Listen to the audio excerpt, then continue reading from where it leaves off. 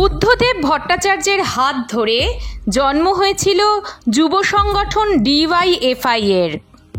আভাস রায়চৌধুরীর হাতে পড়ে এসেছিল জনপ্রিয়তা, কিন্তু ব্র্যান্ড ডিওয়াইএফআই হয়ে ওঠা মীনাক্ষী মুখার্জির হাত ধরে। প্রথম মেয়ে হিসেবে যুব সংগঠনের সম্পাদকের দায়িত্ব সামলানো সেই মীনাক্ষী এবার ছুটির পথে। জুন মাসে নতুন মেয়াদ হবে বামেদের যুব সংগঠনে। সদ্য 40 পার করা মীনাক্ষী যুব থেকে পা রাখবেন সিপিআইএমে। গত কয়েক বছরে ডিওয়াইএফআই সার্বিক আন্দোলন করেছে সারা রাজ্য জুড়ে। আরজিকর আন্দোলন শুরু করা থেকে উত্তরকন্যা অভিযান, সর্বত্র আগ্রাসন দেখিয়েছে বামেদের যুবরা।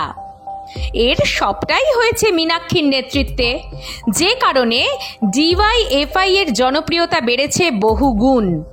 নতুন সদস্য সংখ্যাও ছাড়িয়েছে কয়েক লাখ। এবছর পরের বিধানসভা ভোটে বামেদের এই যুব সংগঠনের ভূমিকাও হবে গুরুত্বপূর্ণ। এই পরিস্থিতিতে মীনাক্ষীর পরিবর্তে কে হতে পারেন ডিওয়াইএফআই এর মুখ? একটি নাম আলোচনায় আসতেই পারে। তিনি আর কেউ নন, দীপশিতা ধর, ছাত্র আন্দোলনের অন্যতম উজ্জ্বল মুখ।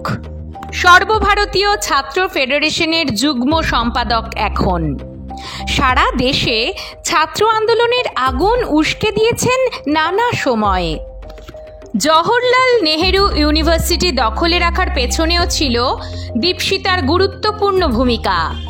বালির মেয়ে বাংলার রাজনীতিতেও অত্যন্ত পরিচিত মুখ।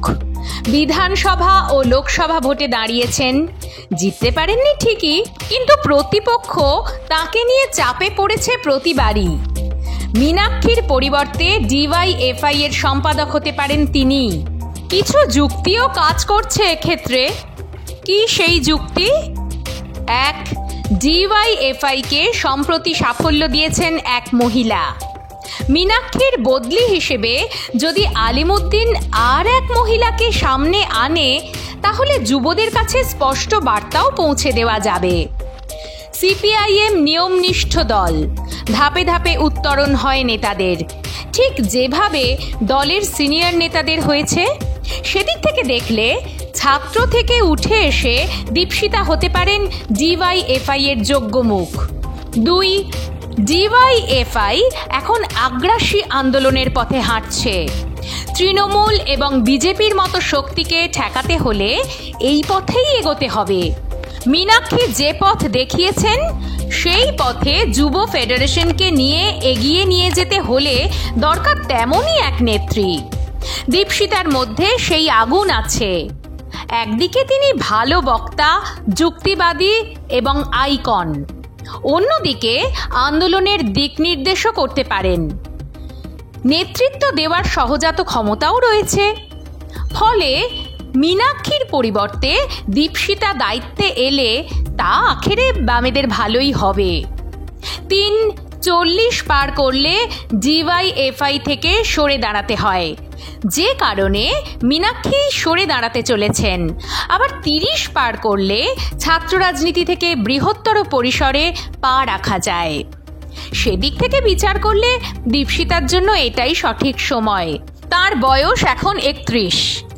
যদি ডিওয়াইএফআই এ পা রাখেন, তবে আগামী 9 বছর তিনি যুব সংগঠনকে নেতৃত্ব দিতে পারবেন, যা অত্যন্ত কার্যকর হয়ে দেখা দিতে পারে। 4, যা শোনা যাচ্ছে, আগামী মাসে কোঝিকোড়ে এসএফআই এর সর্বভারতীয় সম্মেলনের পর ছাত্র ফেডারেশন থেকে সরে দাঁড়াবেন দীপশিতা। ফলে বৃহত্তর পরিসরে পা তিনিই দেবেন। গত কয়েক বছরে বামেদের যে কজন মহিলা নেত্রী সাড়া ফেলেছেন, তাদের মধ্যে দীপশিতাও অগ্রগণ্য। ফলে বামেরাই চাইবে মীনাক্ষীর মতো আন্দোলনের আরও একটি ধারা এগিয়ে যাক দীপশিতার হাত ধরে। 5, সিপিআইএম গণতান্ত্রিক পদ্ধতিতে চলে, অর্থাৎ সাংগঠনিকভাবেই উত্তরণ হতে পারে কোনো নেতা নেত্রীর। অনেকেই বলতে পারেন, দীপশিতা তো ছাত্র রাজনীতির সঙ্গে জড়িয়েছিলেন, যুব সংগঠনে পা রাখবেন কি করে? আপাতত পদে না রেখেও যুবতে আনা যেতেই পারে তাকে। প্রেসিডেন্ট ধ্রুবজ্যোতি সাহারও আর একটাই মেয়াদ বাকি থাকছে।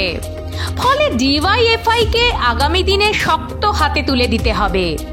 তা না হলে কিন্তু ডিওয়াইএফআইকে আবার অপেক্ষা করতে হবে দীর্ঘদিন নতুন কোনো মীনাক্ষীর উত্থানের জন্য।